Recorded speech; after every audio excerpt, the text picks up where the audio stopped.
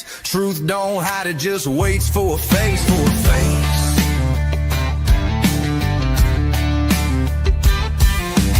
Big footprints in a pine slick path. Bob Lazar files with a government laugh. Court dates lost in a sea of red tape. We ain't 10-4, we just stay awake. True crime tales in a borrowed voice. We speak for the silence, not by choice. Got boots on the dirt and eyes on the skies, digging up stories they hoped would die. Might, truth, and thunder, we don't back down. We're the Bible in the glove box and boots on the ground. Aliens, lies, and backroom deals. We break that silence, 'cause the soul feels real.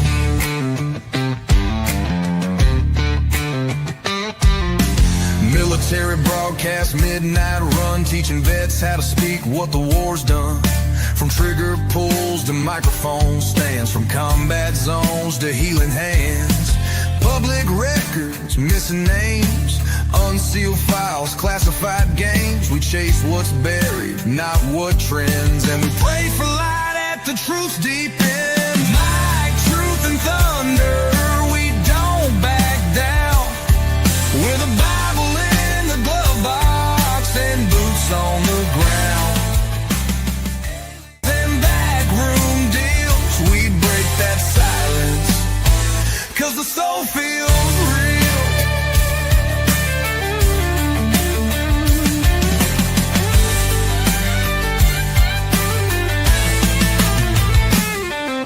Some chase fame, we chase the facts. Some fold quick, we read the tracks. It ain't paranoia if it's always been there, and we ain't scared to lay it bare. Into the storm. We ain't perfect, but we were made for this form.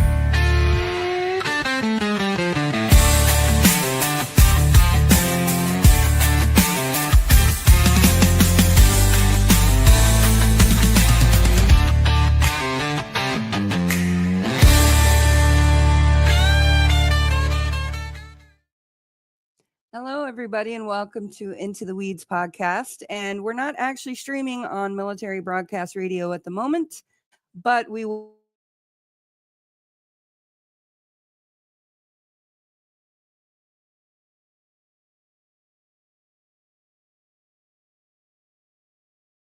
Okay, I don't know what happened. We just got kicked off of line twice now, so I'm hoping everything goes okay. It's the worst time to start doing that again. Yeah, I know, right?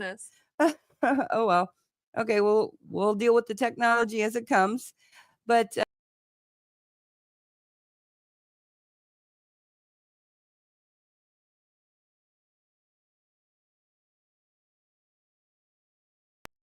okay, I'm really not sure what's going on. That's the third time we've been kicked off. That has not done that in a long time. In a long time. I don't know what's going on here. We're gonna try this. So we are going to try and have a conversation with Carmen Bolden Day. That is Jelani Day's mother. A couple of days ago on Saturday, we did our live stream introducing you to Jelani, and we just want to continue that. And we brought Carmen on to let you know who her son is and the circumstances of the case. And hopefully our internet will work. But we're going to bring up Carmen now. Hello, Carmen. Welcome. Hi, Carmen. Hi. How's everybody? We're doing good, but hopefully we stay online. Yeah, sorry about that. And sorry I didn't get to say hello. I came down here a little bit late, but yeah. So I did. Dakara told me that you and your husband were veterans. We are. We both are veterans. Yes. Yes. So where did you serve? I served I did my tour in Germany. Okay. And were you in the Army or? I was in the Army. Okay. I was in the Army as well. My husband as well too. That's actually where we met. So, anyways, that's where we met. We met over there. Oh, okay. That's where what we awesome.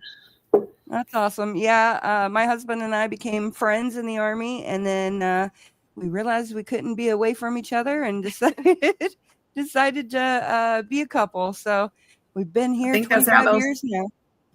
Oh, that's Yeah. how those Army. That's how they start. Like me and Save met in November of '91, and we were married by March of '92. So we only knew each other 3 months before we got married, and we were married a total of 28 years before we separated. And then before he passed away, it would have been Dakar was what? It was 2 years ago. So Dakar was 34, so it would have been 33 years had we. Oh, wow. Wow. Yeah.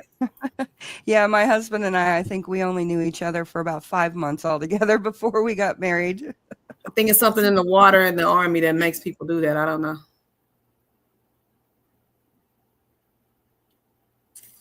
I don't know what happened. I I'm don't so know what's sorry. going I have on. not had internet issues in months. I'm and wondering if it's because I changed over to the different StreamYard account and that's what's happening. We'll see how it goes. If we can't continue this, we will do a recording and try it that way. I'm very sorry about this. Okay, so let's get into it before we get kicked off again. Okay, so Carmen, can you tell us about Jelani and what his life was like before he passed away, before he went missing? Can you tell us just, the things he was interested in? We want to know as much as we can about him. Okay, Jelani graduated from Alabama A&M. While in school at Alabama A&M, he was very active. He was a part of 100 Black Men Collegiate. He was a part of Omega Psi Phi. He was a part of House Arrest, which was a dance team. He was a part of Mbasla, which was a program for speech pathologists. He just was active. Jelani was a very active person. My son was ambitious, outgoing. He loved life. He loved to travel. He was always doing something. He kept himself. Jelani just liked to have fun. He was very inquisitive. Like I said, very smart. He loved people. He loved people. He was the kindest young man.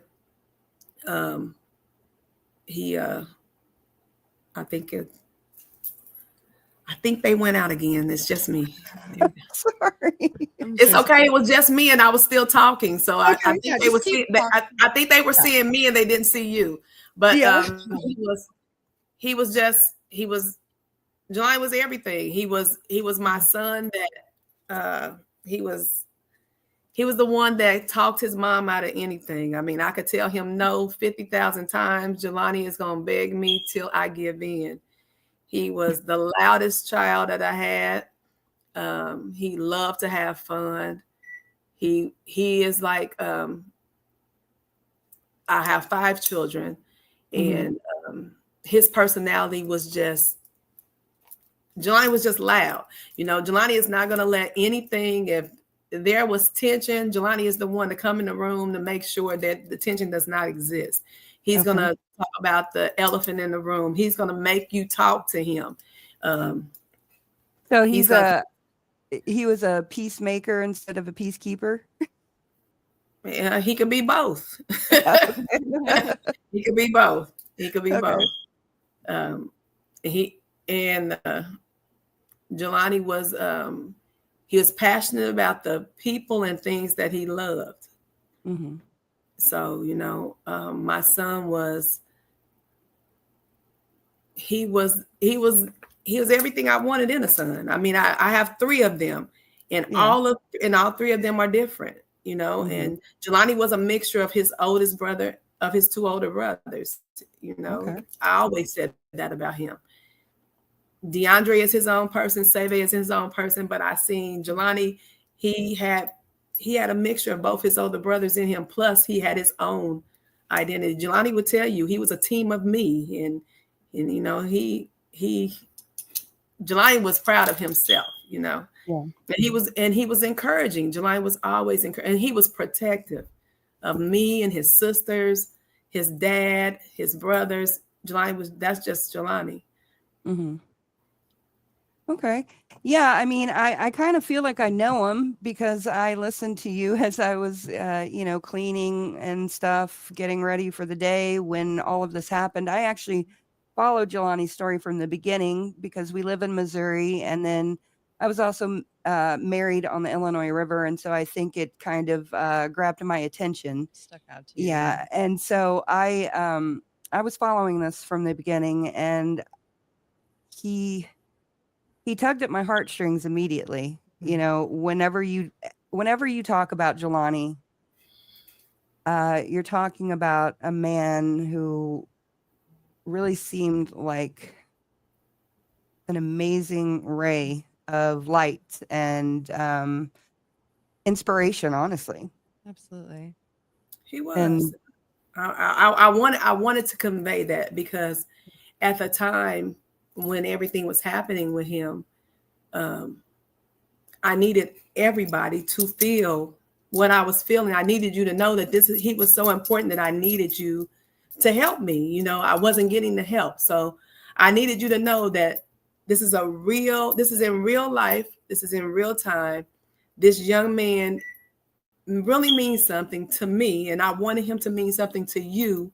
Yeah. So that you could help me, because that's the only way that people tend to, if it affects them. I needed it to affect you. So I'm glad that you felt what I was feeling, that, you know, that it came across that way, because he is very personable. If he was a son of yours, you would have wanted someone to help you.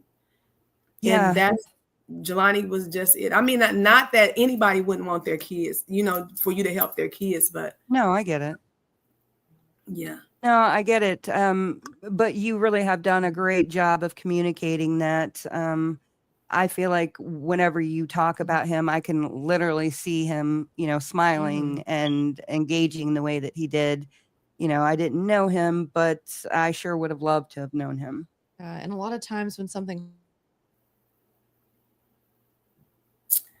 Okay, so they're off, and it's just me and you all again. So if you guys have any questions, I am watching it live as well. So We're so sorry about that. You're good. You're fine. You're good. But all I was trying to say, though, is normally when something happens, a lot of someone's life will get lost in the mix of all of it, and people. So I am looking at the comments in the comment section. I am watching, so I appreciate you all. This could happen on. We're so sorry about that. We're so sorry. This happened with Aubrey Wu's parents as well. Did it? Oh my goodness. Yes, it did. I don't. Satan, go away. Right. We rebuke everything that's stopping the lie. Pretty much. Yeah. Okay. But you did really communicate that. And like Alora said, a lot of times the person gets lost in.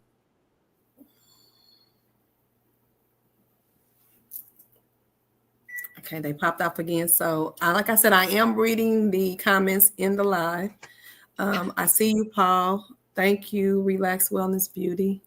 So when you guys pop off, I am reading the comments in the live, and I'm just responding to them till you come back. So we can make this work. We can make it work. I'm rolling with the punches because, like I said, this hasn't happened in a long time. So this is. You're fine. We can make this work. Okay, so we know that Jelani, when he started going to ISU, Illinois State University, this was a brand new town, and he'd only been there for how many weeks? Like 3 weeks or something like that? No, ma'am. He had only been on campus for 1 week. 1 week. 1 week. Okay. So he had been attending ISU that summer, but they were doing everything online because during that time it was COVID and they didn't have in-person classes. So he had attended ISU, but he had done it online. And then after then that August, which was that fall, they popped off again. So it's just you and I. So y'all hear me. Okay, so I was still talking, so I was still letting them know. But he was doing online schooling during the summer, and when fall classes started in August, he was then going to school in person at ISU.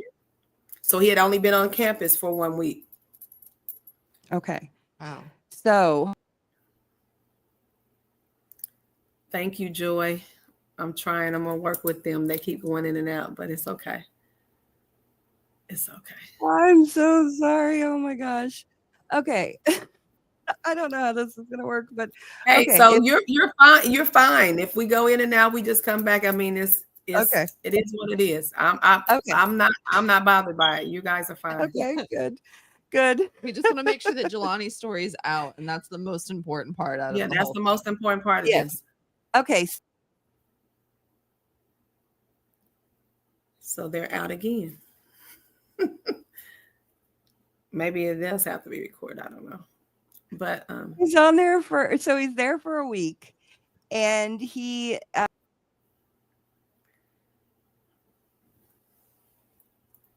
so he was there for a week. oh my gosh. So he's there for a week, Mm-hmm.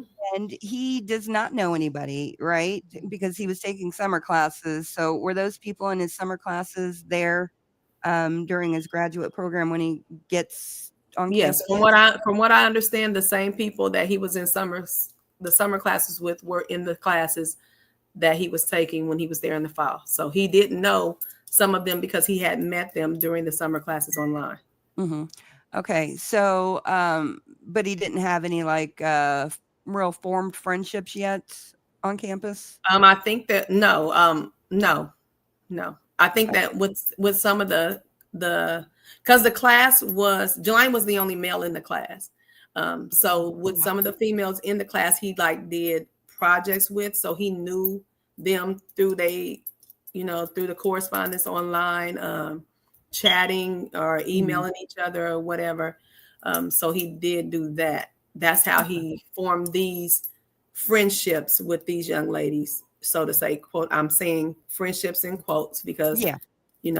It wasn't, this was something that he had just got into. Okay. So you probably don't even know what his typical weekday morning would look like. As far as, I talked to Jelani on a daily basis. So when when he was in school doing classes online, I knew that he had classes at a certain time because if I would call him, he'd be like, Mama, I'm in class, or Mama, I got to go to class. And I knew it was online. So I knew that he had classes throughout the day online. I knew that he would go to his part-time job. He worked at the YMCA. I knew that he went to go work out. I knew that he was going to hang out with some of his friends at home. So I talked to him regularly throughout the day, almost every day sometime. If I skipped a day talking to him, then I knew that he had talked to his sisters or he talked to his brothers, because I would talk to them. And if I hadn't talked to Dakar that day, I'm talking to Jelani and like, you talked to Dakar today, or, and vice versa. So his everyday thing wasn't out of the norm for me, what he was doing. I knew it. Like I said, I can't tell you like every moment by moment what Jelani was doing, but on as a whole, I could tell you that he went to work. He went to work. He got up to go work out. He would hang out with his friends. He did his classes. I do know that. Okay. Now, I did see somewhere in, I think it was the FOIA documents, where they were talking about how he was working at the Y, and then I can't remember if they said that they let him go, or did that happen, or was that right before? That was the YMCA in Bloomington. So the YMCA in Bloomington, he started working there. And he went to work late. I think it was twice. Okay. He had gotten a job at the YMCA in Bloomington. He called me. I think he showed up to work there late twice, and they thought that it wouldn't work for him. Because he was working at the YMCA in Danville, try to work at the YMCA in Bloomington with his classes or whatever he was doing. And at that time, he was traveling back and forth because we had just got him a place to live in Bloomington. So he was driving back and forth. So that didn't last long because I think he showed up twice late, and whoever was over it at the time, they had told him that they didn't think that he was going to work there. So that's why he didn't work at the YMCA long. Okay.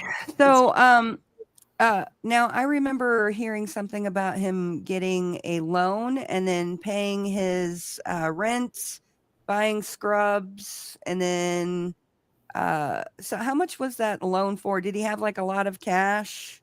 I mean, not cash, so but I don't know anything about a loan that Jelani got. okay. Jelani did, as far as I know, he didn't get a loan. So some things that have been said about him is not true. So that's exactly why I'm here today, is to clear up some of these things that have been said about him. Okay.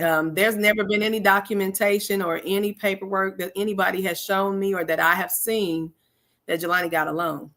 Okay. Okay, that I don't know. I don't remember where I saw that, but I've been doing a deep dive, so it could have been anywhere. So let's just talk about Jelani. Like, so I know it being a new place, people are gonna argue with you, or not argue with you, but ask you this. So I'm gonna ask you. So, as it being a new place, some people think that he might have been stressed out because of that, and then he was also, according to the FOIA request, because I remember seeing that in the FOIA request, that he was missing assignments and had maybe been late to some meetings or had not shown up to some meetings. So when Jelani's stressed out, how does he usually deal with stress? Okay, so let me back you up. Okay. Yeah. So in the beginning, you said that him being in a new place, it would have caused stress. I want to clear that up. Jelani was not stressed about being in Bloomington. Jelani wasn't stressed about anything. So they went out again, and it's just me. So I'm still talking to you all. Jelani, let me make this clear. My son was not stressed out about being in Bloomington or being in a new place. Like I said, initially, Jelani would drive back and forth from Danville to Bloomington because Jelani didn't have any furniture at the time, and I was going to get him some furniture. Jelani, again, there was nothing that he was stressed out about. Jelani had been, at this time, his dad was ill, and but he still was not stressed out. Was he concerned? Absolutely. Was he concerned? Absolutely. He was concerned because, like I said, his dad was ill. He was making sure that his dad got to his doctor's appointments. He was sharing that responsibility with his siblings. But as far as being stressed, Jelani was not stressed out about anything. Jelani had been in a demanding program and also online for his frat. He had been online for Collegiate Black 100, 100 Black Men. And he did all of that all at the same time and never was there stress. So this thing that they wanted to say that Jelani was stressed out about something, that's not true. Okay. Yeah. I just wanted to ask you because that's a point of contention I've seen online is that there was something going on with him before all of this happened, and so people have been trying to. They're trying to assume and figure stuff out. And you also said that he was missing assignments. From what I understand and from what I know, because it hasn't been shown to me, when Jelani was in school, his mother, Jelani would call me. He was always going out, partying, hanging out and all that. And I'm always getting on him. Jelani, do you have your homework done? Jelani, did you do this? Jelani sent, now keep in mind, I done fussed at him all summer long because my son, in addition to doing going to school, Jelani still maintained his social life. Okay. And during me knowing how my son likes to stay out and hang out with his friends, I'm the mom that's always going to get on all of my kids and like, make sure you got your responsibility, make sure you're doing this. When Jelani, he would always tell me that he was doing those things. He would always tell me that he had his responsibilities in order. And when it came time to, when he received his report card, I was at work.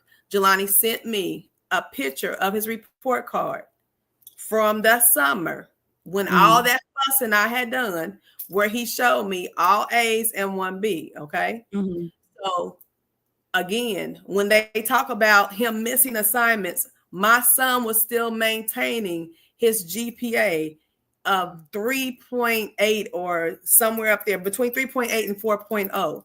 So again, there, if he was missing assignments, that means his GPA would never have maintained that. Those A's would never have maintained. So again, those are things I need to clear up, because again, when that I can't call her a teacher, so that's not her title. She is a and I'm referring to Kara Baster. When she reported my son missing and she filed that report with ISU with the Redbirds, she mentioned in there that Jelani was late and that Jelani, he was struggling. But again, when I spoke with her, that was not what she explained to me. So those are things that I questioned in that report as to what was the relevance of that. Because as I said, he only missed one class. One class. She only didn't see him for one day, according to her. So in missing one class, how do you surmise that to say you're worried because now he's missing assignments, he's coming to class late, he's not doing well in this, but you can only cite that he missed meeting you one time. It doesn't make sense. Yeah. No, I wondered about that myself. You know, I went to college for 7.5 years as an adult with my kids tagging along with me. And it takes a lot for a professor usually to, you know, flag somebody as being, you know, well, she wasn't his professor. She was his clinical director. That's the title I was. She was his clinical director. And let's keep in mind too, I have 5 children. They all went to college. They all graduated from college. Okay. All 5 of them. 3 of them 2 of them right now have their masters. 1 is pursuing her doctorate. And they also, all of them missed class. All of them have. They've all skipped class. Jelani was at Alabama A&M. I know for a fact he skipped class because he would call me and tell me that he didn't go to class. And not one time did anyone, not a professor, a guidance counselor, anybody on that campus, that he was, and those ladies that they've been interviewed and talked to, they were close to Jelani, and not one time because he would miss one class that they report him missing or cite that he had a problem because he missed an assignment. I know because I even had to speak to one before about Jelani. So some of these things and these narratives that people like to put out, again, that's why I'm here.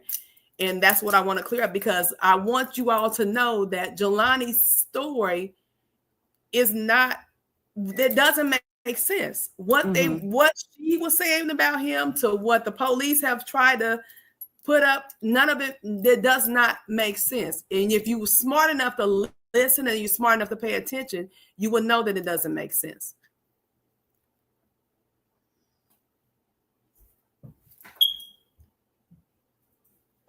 Sorry about that. Are you good? Yeah, I'm fine. Okay. Yeah, no, I know that it's hard to go over that, but it's important, you know, that people understand that you know your son, just like I know Alora. I know when Alora's doing something she shouldn't be doing. On paper, there's some things that might look odd to other people that would be like a totally normal day for me. So she's able to tell that, and I'm sure you're able to tell that with Jelani. You know, there's certain things that absolutely. If you would be able to know what the lower stress level was, or if the pressure was on her. If Jelani was stressed, Jelani had outlets as well. You know, he had his siblings that, you know, when I would get on Jelani and I'm fussing at Jelani and I makes Jelani mad, okay? Jelani calls his sister, who he calls Little Carmen, and he vents to her. They talk about me. He would tell them, let me tell y'all about my mama. Let me tell you about your mama. You know, they had those outlets. He had siblings that he could go and he could talk to. So I'm not going to tell you that he's 25 and he never got angry about something, or he never had something that bothered him. If he did, he knew that he could come talk to me. He could go talk to his dad. But those things that he did not talk to us about, he did talk to his siblings about. He did talk to his grandma about. He called his grandma and tell on me in a hot second. So he had those relationships, that he had people that were there for him. Yeah. Yeah, no, you can tell just from your family dynamic and everything that he definitely had a support system, that he wasn't just flailing out there in the wind on his own. I can tell that you're a great mother, and I wish I could I wish I could totally have been as great of a mom as you are, because you know, it's hard work as a mom. So I give you all the props for having 5 children who are very successful. So and all well loved. Yes, very much so. Close. Yes. Okay, so let's get into the dispensary. So how long had Jelani been buying marijuana at Hello or Beyond Hello, and how long had he been actually consuming marijuana? And I don't find his consumption of marijuana problematic, especially considering Illinois is a legal state. Absolutely. And well, she done went off the screen again. But to answer that question, Jelani, I didn't find out that my son was smoking marijuana until, I don't know, when he was in college. I can't tell you which year, but I became aware that my son was smoking marijuana when he was in college. How often he smoked it, I can tell you that when he came back home and I knew that he was smoking. He never smoked. Number one, the respect for me is so high. The standards that I set for them are high. So Jelani never smoked around me, and he did not like me to know that he did smoke. So that's number one. How I would know that he smoked is that when he come in there, and I could tell our eyes can get squinty or whatever. And Jelani told me, he said, "Mama, why are you staring at me?" or something. Then I'm like, "Jelani, are you smoking?"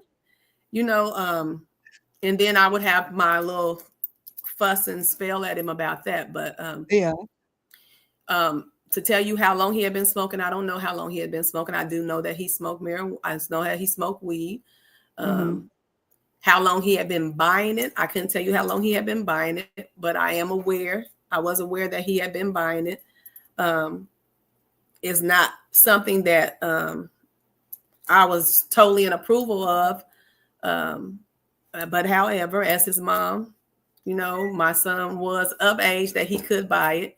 I used to fuss at him about it and everything, but he still continued to smoke it. But he smoked marijuana, and he could have been doing a lot of other things. You know what I'm saying? Yeah, definitely. Smoking marijuana wasn't is not nothing that I was going to condemn him for.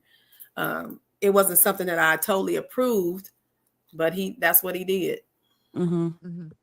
Okay. So I was just wondering, because the fact that he leaves the dispensary, then from what it looks like on the map and the coordinates that I put in from the FOIA requests, it looks like he goes down, and he goes down for like maybe 10 minutes or so, and then he goes over and then goes up. And where he goes down is where the phone is lost, correct? No. Where'd you get that information from? I got the coordinates off of the FOIAs. I just plopped it into Google Maps. Yeah, Okay, Google Maps. You must have got a different FOIA than what I got then. It may have just, according to the Bloomington police, his phone went off before he left the parking lot of the dispensary. So there was no way for anyone to track where he went to when he left the parking lot of the dispensary.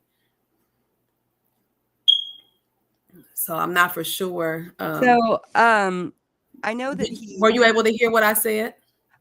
I think you said that he turned his phone off at the dispensary. No. Okay. Let's stop right there. I never said he turned it off. Oh, okay. So according to the police report, that's where his phone got turned off, was at the dispensary in the parking lot. Number one, I don't believe that my son turned his phone off. Somebody was in the car with Jelani. Okay. Jelani would never turn his phone off. Okay. There was no reason for Jelani to turn his phone off. No kid or you or me is going to sit in a car and turn our phones off. For what reason? Jelani didn't turn his phone off. If his phone went off, it was because somebody turned his phone off. Mm-hmm. His phone did not die. And the reason that I say that it did not die, because the charger cord and the aux cord were still in the car. So if Jelani's phone was dead, he would have put the phone on the charger. Yeah. Jelani knows what it is, because when Jelani's phone is on Do Not Disturb, I am the one that when I'm calling Jelani and I'm like, okay, why are you not answering my phone calls? He immediately calls me back because he knows that phone is on Do Not Disturb. And he knows that I'm going to give him heck about his phone being on Do Not Disturb. So turning his phone off was not even in question. There's no reason that he would turn his phone off. Number one, he know his mama going to call him at any given time. Yeah. So turning the phone off, that doesn't even make sense. That phone, according to the police report, according to the police detective, they said that at 9:20 his phone went off, that according to them, he turned his phone off, and that he turned off his location in his phone. Why would my son every day up until that day have his phone on every day and have his location on every day, and then all of a sudden at 9:20 in the morning decide to turn his phone off and turn his location off? Make it make sense. It doesn't make sense. Yeah, I question. So when you say he did it, Jelani didn't do that. Okay, well, that's what the FOIA request says. Right, that's what the FOIA request say. So, and so that's where my problem is because when they put the blame on him, they say he parked his car, he took off his clothes, he put himself in that river. Jelani did not do that to himself. He did not. And so I'm sorry if I'm seeming to come off aggressive right now, but that bothers me when it says he did something. My son didn't do these things to himself. And and you're only getting this information from the download that they did from the phone? Is that he supposedly turned, or that it was turned off at the dispensary? So at the time when I was told that the phone was turned off, they did not have a download from the phone, if I'm not mistaken. At that time, they had only tracked the phone and got off the towers, that there was no information. According to the towers, Jelani's phone never pinged after it left the dispensary. So that's where they said that his phone got turned. So that's where they came up. That's where his phone got turned off, because his phone never pinged after he left that dispensary. That's very interesting. And he used Google Maps? Yeah, I believe so. I was just wondering because, he's not from there and he didn't know where he was going or where he ended up. So he didn't put any coordinates or anything in there. They haven't been able to pull any. Let me stop you there too. He wouldn't have put in Peru, Illinois in Google Maps to go to Peru, Illinois. Jelani did not know anything about Peru, Illinois. I will say that, and I will attest to that to my last dying breath. My son would have never put Google Map, put in anywhere Peru, Illinois. The police did not find in Google Maps Peru, Illinois on his phone. So whoever took Jelani to Peru, Illinois, they knew the way to Peru, Illinois. They knew where to park Jelani's car. They were familiar with Peru. Jelani did not know anything about Peru. You will not find anywhere in anybody's records, in no information about Jelani's phone, that Jelani ever Googled Peru, Illinois. He did not. Okay. So, I was just, when I started talking about the dispensary, I find it odd that he would, that anybody would go to a dispensary, smoke all the way up for an hour, or, smoke and then drive an hour and a half and then leave a part of the blunt or whatever behind if they were going to go then walking off on their own. That's something that, it may be insignificant to everybody else, but to me, it feels significant because I feel like if he wasn't, a smoker, like we see that he is, he would be inclined to, if he was going to get out of a car, he would take that blunt with him and walk and smoke at the same time. Number one, Amber, how long does it take for somebody to smoke a blunt? I'm not a smoker.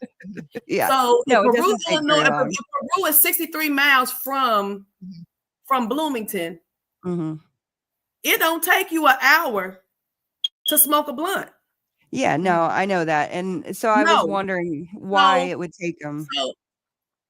So even in that, like I said, let's make this make sense.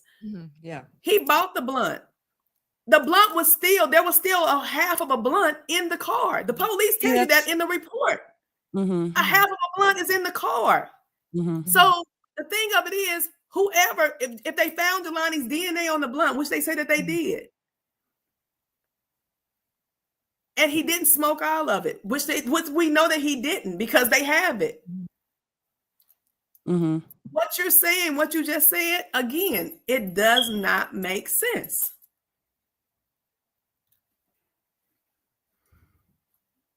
It doesn't make sense. No, I totally agree. I mean, I was just bringing up things that I'm thinking about, and because it doesn't make sense. Yeah. If he wanted to be in the woods, hypothetically, which we don't believe he did, but just going along that line of thinking, it'd be dumb for him to just leave it in the car. You know what I mean? Yeah, that's just where I was going with it. I don't know where I was going, but I don't know. Just a thought that crossed my mind. So somebody did mention that, and I thought it was interesting that his car wound up behind a YMCA, and the fact that he had worked at a YMCA. So I thought, well, maybe he went there to, work out or something. I don't know why he would. Not saying he would, but it is interesting that he did that the car was parked behind a YMCA. I don't know what the coincidence or the relevance of why they chose to park his car in that wooded area behind the YMCA. I don't know why that was chosen. I do know this. I do know that YMCA is not off of the highway. You have to drive into town. So I don't know if you've ever watched any of the video footage from a section that we, along with Rainbow Push, did that said, "See it for yourself." In the "See it for yourself" videos, we show you where his car was found. There is, for someone who would not know their way into Peru at all and to go into this residential area, that area where Jelani's car was found, Jelani wouldn't have placed his car there. Yeah. Someone that is wanting to commit suicide or do anything to themselves, there is bodies of water in Bloomington, Illinois. Why would my son drive 63 freaking miles away to put himself in the residential area and then walk to a river? Yeah, What one does thing that that's make off, sense at? yeah, it does not Doesn't. make sense. And one thing that leads me to believe that several things that lead me to believe that it's not a suicide is the fact that I feel like that car was extremely important to him since it was his grandfather's car. And I don't believe for a second that if by some stretch of the imagination that he was along that line of thinking, I don't believe that he would hide it. And I don't believe that he would remove license plates from it so that it couldn't be found. What would be the purpose of removing your license plates if you know you don't want to be here? Why are you what are you going through these extremes? Because you didn't take anything else out the car. The suitcase that he had in the car from when he just came from out of town was still in the car. He had money in the car. There was still he had belongings that were in the car. You didn't take anything of that out the car, but you took a license plate out the car. Jelani didn't do this. I'm going to keep on telling y'all every time you bring up something to say that this is what they saying that he did. Jelani did not do this. Yeah, no, I really think he didn't. Jelani wouldn't have drove himself to this sundown town. You have to understand, this is a sundown town. If you don't know what a sundown town is, it's when people that look like me with this melanin, which my son had, are not supposed to be at a certain time. We're not supposed to be there. My baby wouldn't have did that. He wouldn't have went there. He didn't know nobody there. He had no business going there. Yeah, I agree. And I know a little bit about sundown towns. My husband actually on Tuesday of this last week, he dropped me off at Bible study, and on his way out of the parking lot of the church, he ran into a man who was walking down the street, and he happened to be Black. And because we go to church an hour away from where we live, it's in the country. And so my husband felt very called to pick the man up and take him where he wanted to go. I mean, the man had been walking for days and days. And my husband said that he felt like he needed to pick him up and take him through a certain stretch of the state, through a couple of counties, because he didn't feel comfortable with the man walking through there. So, and my husband, unfortunately, he moved from Detroit to Missouri, and it happened to be a sundown town, and they had no idea, and so he's had some experiences. And so I want everybody to know that these places are real. It really happens. And so, and I was wondering about that too. When you went to Peru, what was your feeling about that whole place? It was the first night I went there, I was like, where are we at? Number one, I had never heard of Peru. I thought when the police told me that Jelani's car was in, they asked me, did I know anybody in Peru? I'm thinking about a country, another country. That's what I'm thinking about. I had never heard of Peru, Illinois, and I've been in Illinois basically all my life. Going into that town, when we drove there that night, everything was wrong to me, because we drive across this bridge and then we got to go into this town. Like it's dark. It's because we got there, it was after midnight that night, and I knew something wasn't right, and I'm like, why would Jelani be here? There's nothing. And then when I even met these police there, because I wanted to believe, my faith was that I was going to find my son unharmed and alive.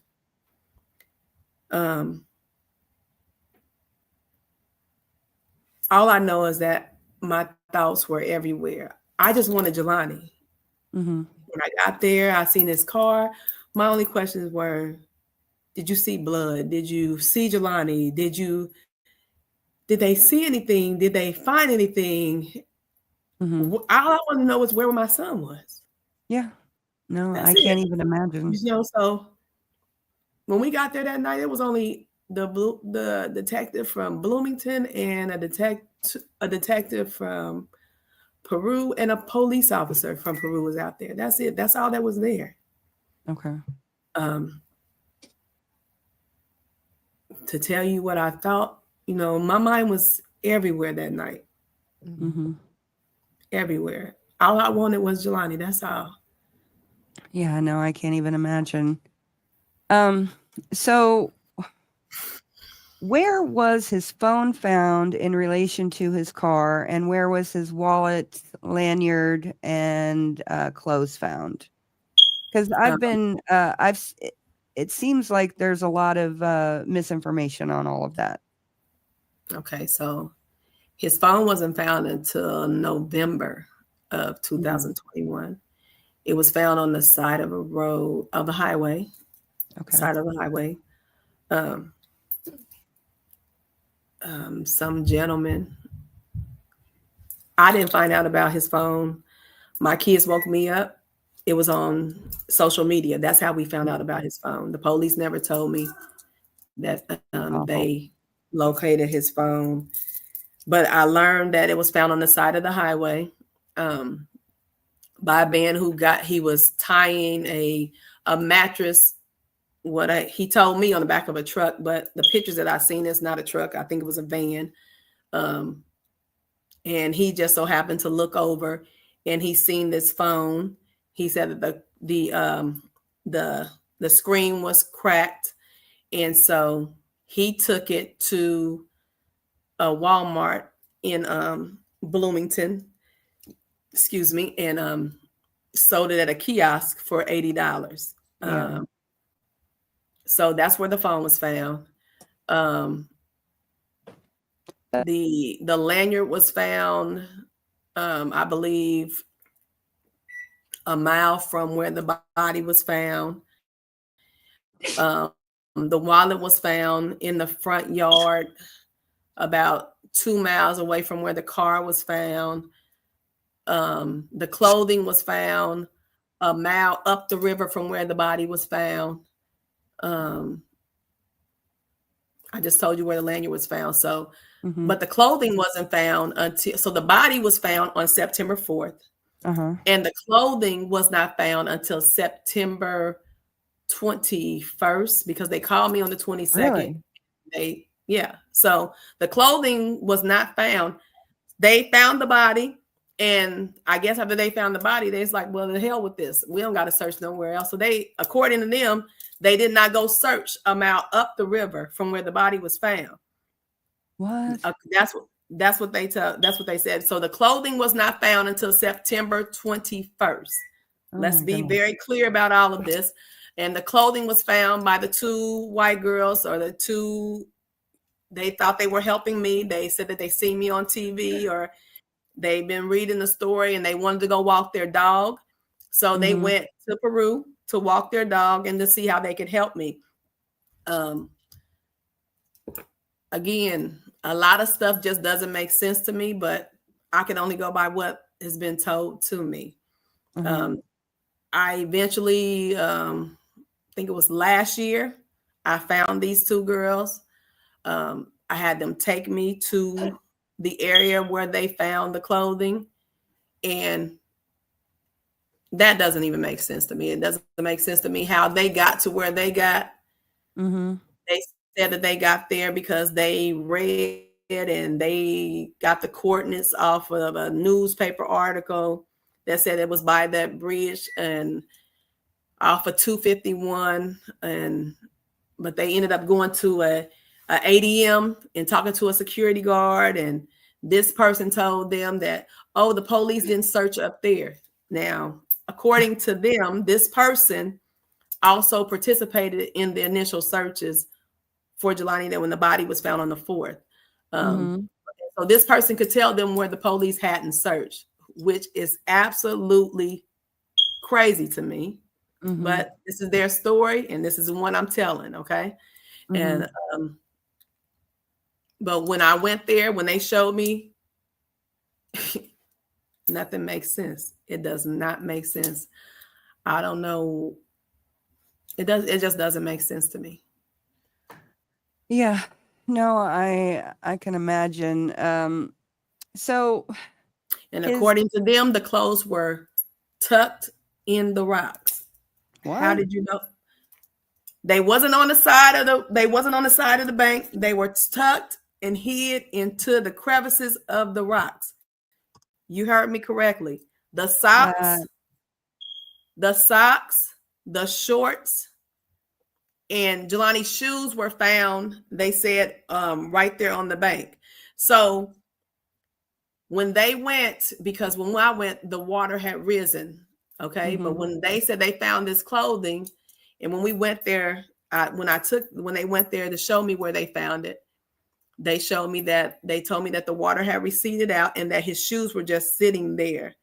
Now, what I find odd about this is, according to police reports, everything, it had rained, right? It had rained after the body was found. So how are those shoes still together? Yeah. Found together, because they got the pair of shoes. They got both shoes, the right and the left, that are still sitting on the side of this riverbank. The socks, both pair of the socks, they're together. How are they still there? I mean, the water was there. I mean, it had rained since that body had been found. Yeah. You know, stuff drifts away. It floats away in the water. However, Jelani's shorts, the socks, and the shoes are still right there on the riverbank. You make it make sense to me, because it doesn't make sense to me. I would love for y'all to make this make sense to me. How could these girls 19, from the 4th to the 21st, what is that? 17 days? 17 days later, find clothing. Everything is intact. Everything is together. And the police didn't find it. Make it make sense. Now, I heard that there was unknown male DNA in the waistband of Jelani's shorts. I don't know where it was at on the shorts, but I heard that it was in the shorts too. Yeah. And did they ever run that? They told me that the DNA could not be identified because obviously it came from a person that had not been arrested. Did they run it through GEDmatch? I'm not for sure. They gave me the names of the database that it was ran through, but I don't have that in front of me, so I don't want to quote anything incorrectly. Okay. Yeah, I would definitely look at that and see if they've run it through at least GEDmatch, because that's where people put their DNA, you know, to assist law enforcement to, you know, help. So I would definitely... And so for the person with his mystery machine, which I know this is the troll that trolls me all the time, from September the 4th until September 21st, it did rain. So whoever this is, I believe this is this person that trolls me all the time, mystery machine, that's in the comments. They are stating that it didn't rain after the clothing was found. It didn't rain until after the clothing was found, is what they've stated. So again, like I said, my son was, that body that I did not know that was my son was found on September the 4th. These girls found that clothing on September 21st. Between September 4th and September 21st, it did in fact rain. Okay. No, I believe you. I haven't looked at the almanac or anything like that, but either way, the way that his clothing were found, it's all highly suspicious, and it does not lend me to believe that Jelani went out there and did any of this on his own or on his own free will. Something has happened. I don't know what it is, but I have actually put in 2 more FOIA requests. I've asked for information on the car, and I've also asked for, again, now I know that because it's supposed to be active, from what I understand, that they haven't released all of the phone information, but I've asked for that. So I don't know if I'll get it, but I've asked for it. So who did you ask for it from? I asked for one from Peru and then one from Bloomington. I can send you the ones that that I sent out, but that's the two that I thought needed to be looked at the first, if we can possibly get it. So I wanted to do two at a time to see what I can get. But if there's any way we can help you do that, I've been getting FOIAs and stuff like that for other things. And so I've been successful. I don't know if I can be successful, with this one or not, but I'm trying. And I just want to help you. I just want to learn more. And I hate that you and your family are in this situation. And if the police, I don't want to be negative about police officers, but if the police had really just done their due diligence, we wouldn't be in this situation of not knowing. So often they don't, and it's up to people to call them out when they don't, because they've been getting away with doing stuff like this for so long. And on top of that, it's not cool, especially knowing that it was a sundown town and that Jelani was a person of color. I'm not trying to accuse anyone of anything, but it definitely seems malicious to me, and it's just not cool. And in the very least, it's negligent, but it's kind of bordering on malicious to me. Yeah. It's very that's one of the things that I am trying to bring awareness to now, is that especially young men of color, when they go missing, they are stereotyped as there are drug dealers, gang members, or they've been active in some type of criminal activity, and it's not true. That's not true about our Black men. We have productive Black men that are doing something with their lives. My son is a prime example of that. And he went missing. And when he went missing, my pleas were ignored. My cries were ignored. I was told, Jelani, I was notified that the police were at my house on a Wednesday.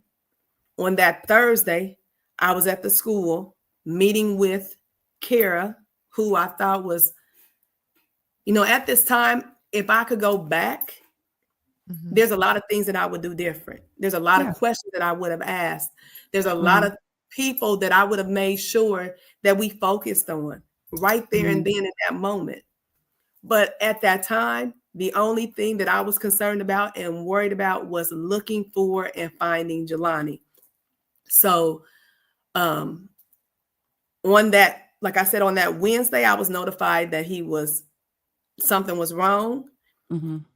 That Wednesday night, I'm telling the police, can we file a missing persons report? Can you look for him? Because initially the police were telling me, well, just give us a call back tomorrow. He's going to show up. And I'm like, is his car there? My son and his dad had now drove down there because I was 3 hours, 4.5 hours away.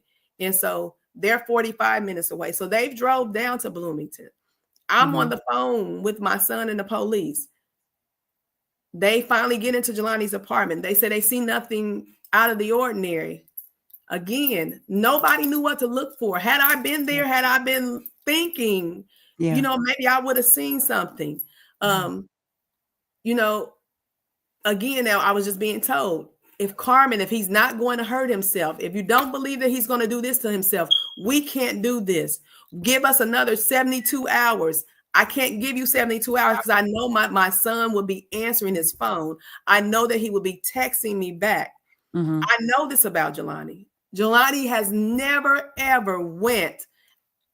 If I call Jelani, I'm telling you, Jelani is texting me back or he's calling me back immediately. He does not want to hear my mouth. Jelani would do that. Okay. That night, I was not getting anything from Jelani. I was calling him. I was calling my child. Okay. Yeah. That man told me we can't file a missing persons report unless you believe that he's going to harm himself. After pleading and begging with them for hours, if that's what I'm going to get you to do in order for you to start looking for him, is to tell you that, okay, he's going to hurt himself, I absolutely am going to tell you that, because I need you to go on record right now, file this report, because I'm thinking that if I file this report right now, that you guys are going to start putting out notices and looking for him. So if that's what I got to say for you to do that, then that's what I'm doing. Mm-hmm. And that's what I did. Mm-hmm. And of course, you're not going to see all of the things that when we look back on situations, we never did what we thought we should have done. We have a lot of regrets, and I hope you don't have those, because I think that you did the very best that you could for your son. And I truly believe that anyways. Absolutely. And so I did want to touch on the car, as far as I heard that there was when the car was parked in that some of them call it a ravine, some of it call it a wooded area. There were 2 men who were seen around the car. Is that true?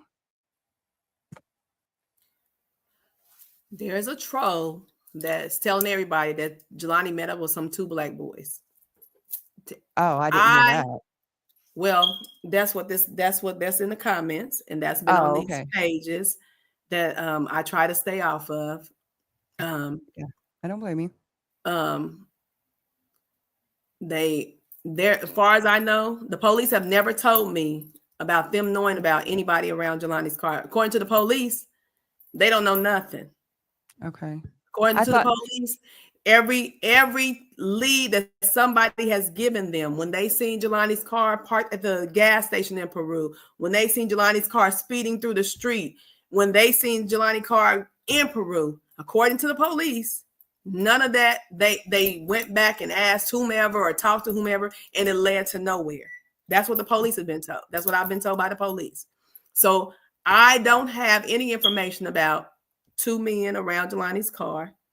Okay.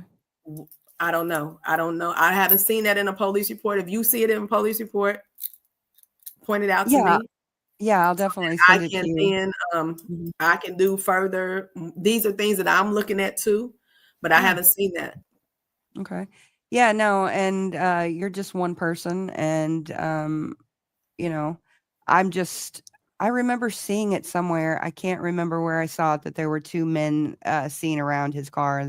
That's why I've only seen it. I've only seen it from this troll that I'm referencing.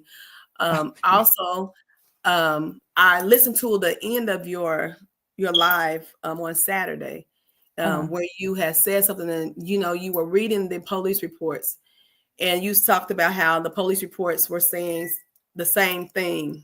They were repeating themselves, right? So as I'm looking at the police reports too, I'm too like you. I'm reading these FOIA reports, and they're saying the same thing. And if you look on there, they say supplemental, which means they had to go back and add some stuff, right?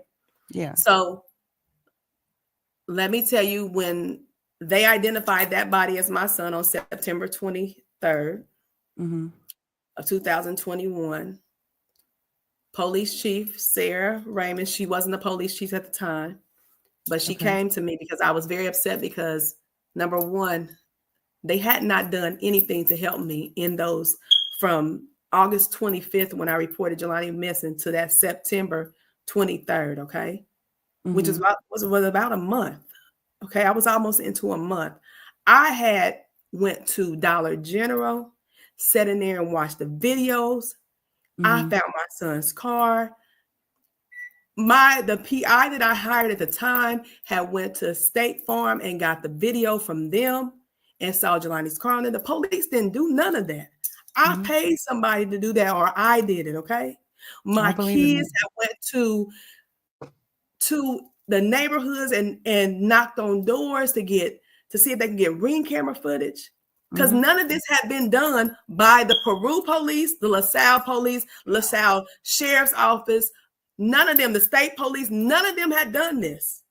So for about a month, everything that was done to look for Jelani was done by me, my children, and strangers, and my family. That's it.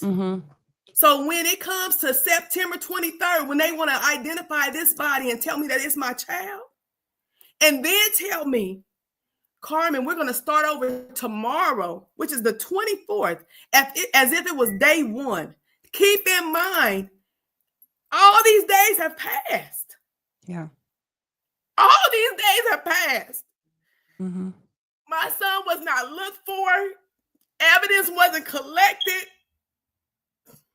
People weren't interviewed. Mm-hmm. All in the time that was critical. I agree. They told me that the video cameras at that YMCA did not work. And then I'm the one that found out that they did work and they did have stuff on there. They did. I did that. And then when they did talk to me, they did not go back to retrieve that video footage. I told them in September of 2021 that those cameras work, and there's video footage on there that you guys need to go collect. Do you know when they went back to collect that video footage off them cameras at that YMCA where that car was found? They did not go back to January the 13th of 2022. That's when they went back. January the 13th of 2022. I am sorry. I am so sorry. I have seen the people's doors. They didn't do nothing. Mm-hmm. So now I'm up here stuck with, so that we're keeping his case open. Yeah. But we're not actively doing anything. And that cannot be so. Mm-hmm. I need them to actively do something. This is why I'm still pushing. This is why I'm not letting go. This is why I will not stop. And I don't blame you. If anything were to happen to my children, I guarantee you I would go as far and as hard as I needed to, and it didn't matter who was in my way. I don't care. The world would burn down until I figured out what happened to my children. And for you, you are extremely strong and courageous to fight this battle every day. And I am sorry. I am sorry that you are having to deal with this. And I'm sorry that we don't have law enforcement who care enough to do their job. And I'm saying that because I've seen it so many times over and over and over again, where the family has to go out and do the legwork and collect the video evidence and all of that stuff. And that is just not the way that it should be at all. And I'm very sorry that they did that. And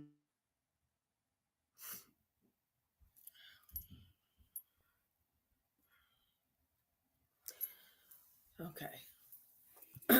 Sorry about that, Carmen. I just want you to know that we are here, in support of you. And like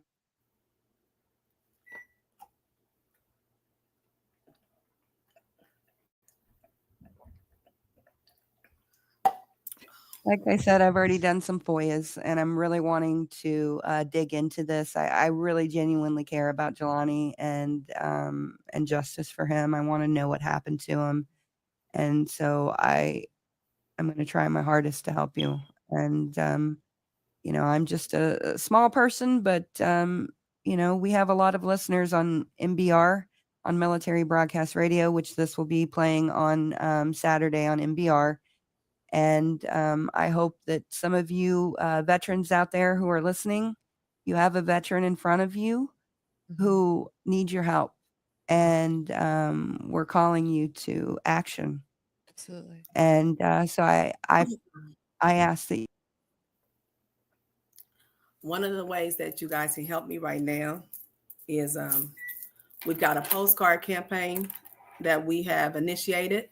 That postcard campaign is what I'm doing to inundate the governor of Illinois and the attorney general of Illinois. I'm inundating their office with these postcards. Number one, if it's a nuisance to them, then so be it. Good. It should be. So well, our goal is to inundate their office with at least 10,000 postcards. I want the governor of Illinois to know, and I want the attorney general of Illinois to know that they are needed. That in what happened to Jelani, this could have been any of our child. Yes. It could have been one of theirs. And I guarantee you they would not sit back and let these police departments do them the way that I have been done. They would not sit back and let their child be overlooked the way my child has been overlooked. So my goal and my call and what I'm at, my ask of everybody that's under the sound of my voice is that if you would go to voicesforjelaniday.com, on that page, there is an item that you can click on, and it tells you it's $10. So when you purchase the postcards, you're going to purchase two postcards for $10. One will go to the governor, and one will go to the attorney general. Okay. Those cards, please. You guys, I'm doing everything I can to let them know, like I said, Jelani is not forgotten. And and by you helping me, you're letting them know that Carmen and her kids and her mom and her family are not the only ones that want to know what happened to Jelani, that there are people out here that are concerned that also want to know what happened to Jelani, and they want justice for Jelani because Jelani did not deserve this. Jelani had a purpose, and I know my son would have been great at what he was going to school for. I know he would have helped many of people. So since he's not going to be helping people in the way that he envisioned to help them, I now have to lead that force, and we're going to help them in this way. Well, I'm going to help families eventually, that if they ever have to go through anything like this, that I will be able to assist them with the resources. That is one of the reasons why we have formed the Jelani Day Foundation. And the Jelani Day Foundation is there to help families that have missing children, missing brown and black boys. But we're open to helping any and everybody. But my focus was on them because that is the least recognized class of people that receives the help. It's unfortunate that we have to look at things and classify them by race. But but this is real life, and this is what we have. This is what we're going through right now. Like I said, I would not wish this on anybody. This is nothing easy. It is torture to not know why you had to bury your child. To not understand it is torture. I do all kinds of things to distract myself, to keep myself busy, but it never goes away. No. It never goes away. I will never get a chance to talk to my baby again. I don't get to have to make any more memories with him. I don't get to do anything for him. And somebody took that from me.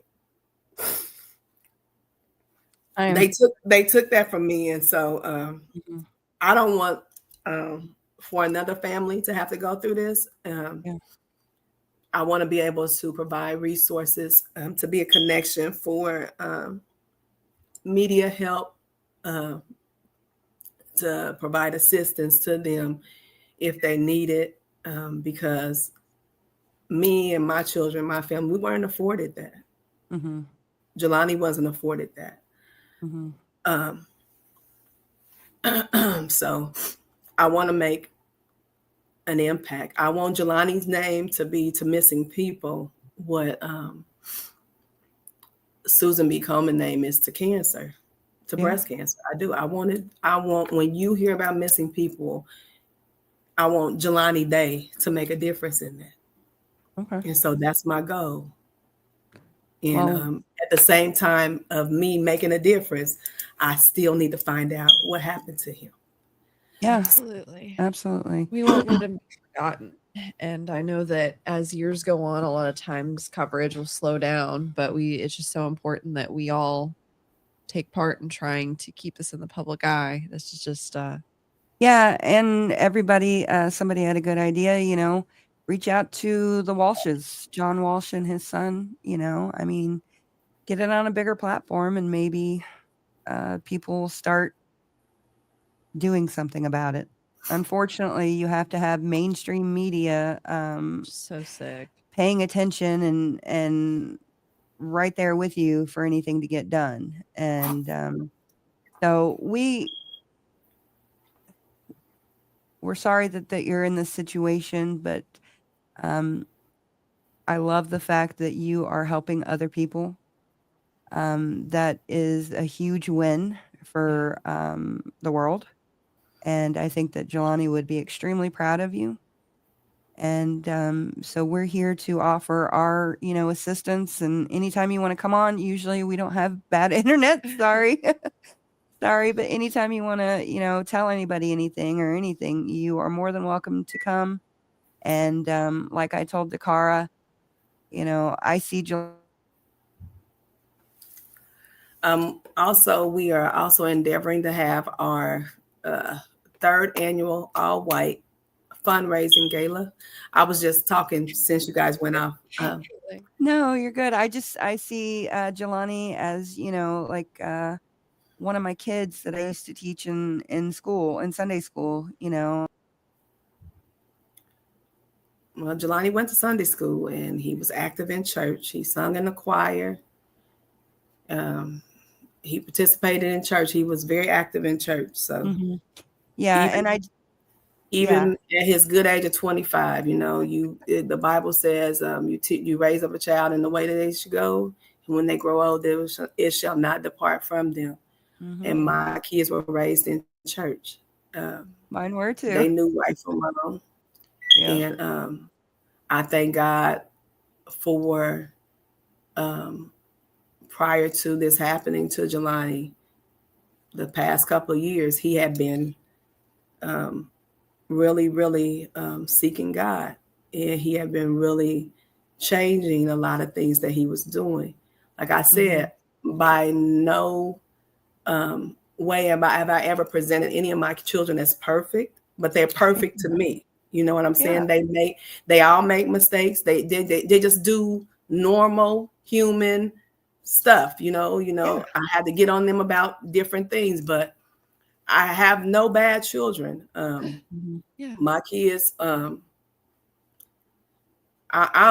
extremely proud of my children. Extremely proud of all 5 of them. Every last one of them. You should be. They are the best thing that ever happened to me. I'm a total mess up, but when you look at them, those are 5 of the best things that I've ever had a part in this life. And I'm extremely proud of them. Extremely proud of them. You really should be. Those are my favorite people in the world. Everything I've seen of your family, you are very blessed. And so yeah, I'm extremely sorry that this has happened to you again, but like I said, you are a friend of our channel now and of Military Broadcast Radio. And hopefully I can get some hosts over on MBR to pick up Jelani's story as well and tell it. And we're just here to help in any way possible. So we want to thank you so much, Carmen, for coming on. And we're sorry that our internet has been so tricky, but I think we've made it work. And, I hope that...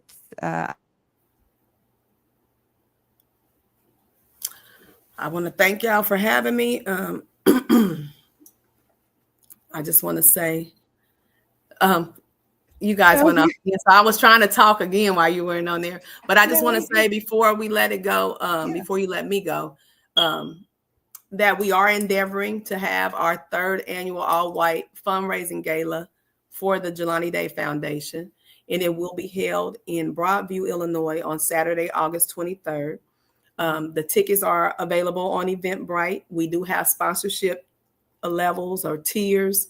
If any organization group is wanting to make a donation, they can make a donation on the website, which is the JelaniDayFoundation.org, or they can go to the Eventbrite, which is located on all our social media platforms, Facebook, Instagram, TikTok, and click on the Eventbrite and purchase tickets.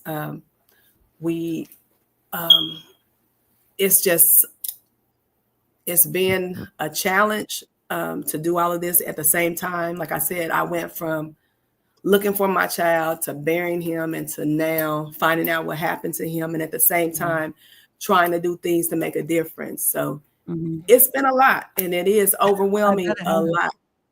It's been very overwhelming, but at the same time, I thank God for his grace and mercy that I'm continuing to be able to push forward and to get this done. I thank God for just keeping me in my right mind, because it is so easy to be in a dark space and to lose it.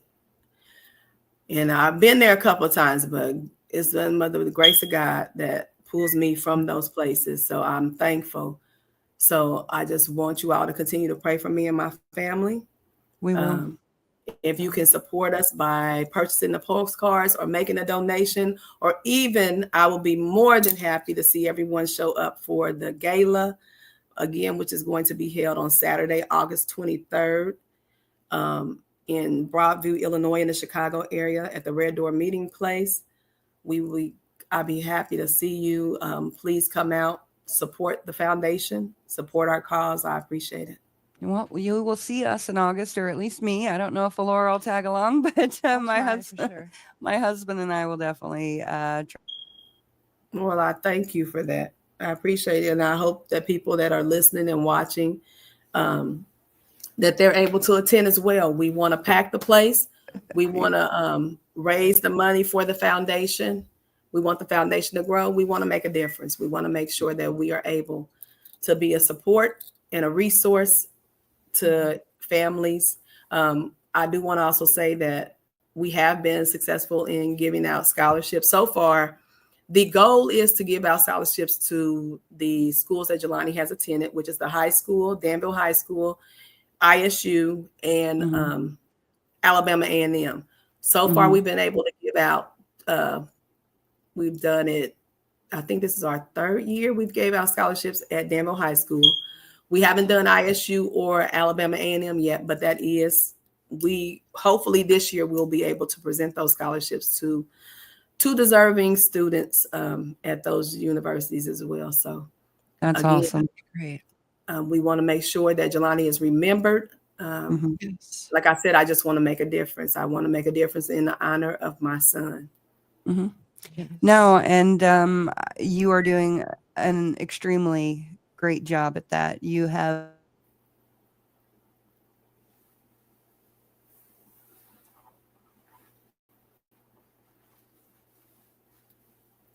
It looks like somebody is asking for. What's your email? So somebody's asking for our email. Our email is the JelaniDayFoundation@gmail.com. We can put that in the chat.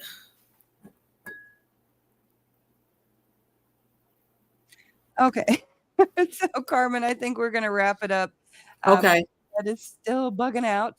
But I thank you so much for coming and speaking to us. And we are going to try to do our best to get Jelani's story out there and the foundation information out there so that you can continue to help as many people as possible. And you've also just done a beautiful job showing us who Jelani was in life instead of just letting everything overshadow. I feel like you've done a really good job where people do care about him and do feel like they know at least a little bit about him.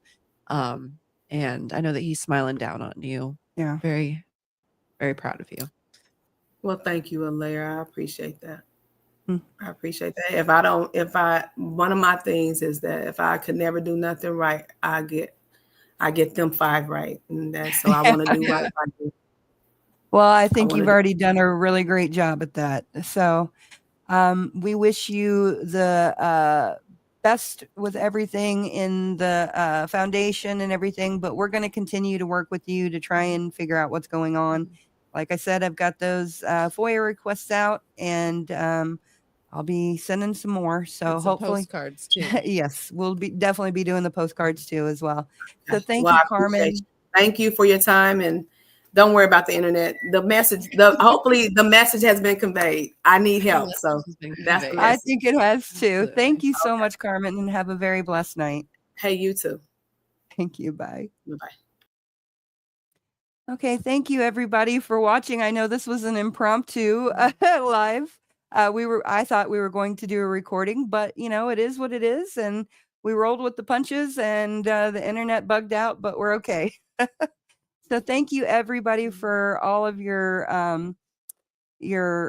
well wishes. Please pray for Carmen and her family. It's desperately needed, and please go out there and do the postcards, Yes, and look into the foundation. And have a very blessed evening, and please go out there and do something to change the world. Thank you, everybody.